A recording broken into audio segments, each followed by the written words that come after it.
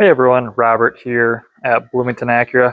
Today I want to do a quick video showing how to install and uninstall the rear shade on the Integra. So to the side, first of all, you'll see you've got these little clips here. These just push right out, so very simple. And then at the top, right here, it's almost just like a rubber grommet where it just kind of pushes right in just to kind of keep it stuck.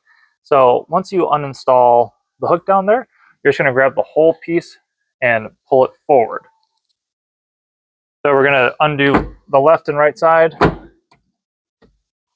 get out the way, and then it's going to pull down, and that takes the piece out. There's the little piece that goes into the hole right up here. So you're just going to line that up on each side. There's one, and there's two. And then these side pieces just hook back around. So very simple. So pretty simple and easy. Just sometimes you got to pull a little bit harder than you think. But if you guys have any comments or questions, please let me know down below. And thanks so much for watching.